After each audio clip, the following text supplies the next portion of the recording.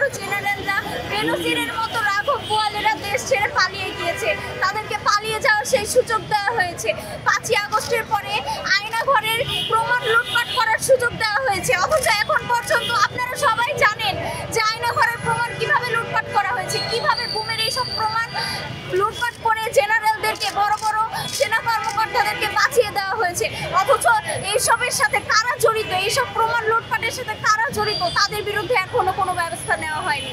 আজকে যখন 15 জনকে নিয়ে আসা হচ্ছে, র্যাবের গাড়ি দিয়ে সেফটি দিয়ে তাদেরকে নিয়ে আসা হচ্ছে, যেন তাদের উপর কেউ কোনো আক্রমণ করতে না পারে, তাদের উপর কেউ কোনো অ্যাটাক করতে না পারে। তাদেরকে এসি গাড়িতে করে আনা হচ্ছে, তাদের যেন শরীরে ঘাম না ঝরে, তাদের যেন গরম না লাগে। অথচ আয়না ঘরে যখন 8 বছর ধরে, 10 বছর ধরে একটা মানুষ মৃতর মতো ছিল, দিনের পর দিন সেই অন্ধকারের মধ্যে, সেই গরমের মধ্যে, শীতের মধ্যে। আরমান আঙ্কেল বলেছে, আপনারা সবাই দেখেছেন যে ঠান্ডার মধ্যে তাদের কত কষ্ট হয়েছে।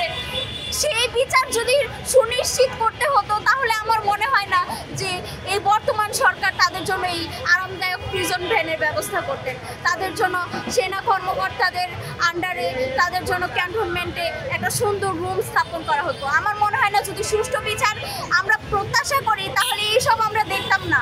আমরা এইসব দেখতাম না যে তাদেরকে প্রিজন ভ্যানে গাড়িতে করে আরামে নিয়ে আসা হচ্ছে।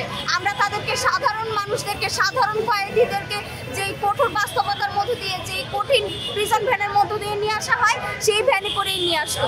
বিচার সুনিশ্চিত না বলেই তাদের জন্য এই ব্যবস্থা করা হয়েছে।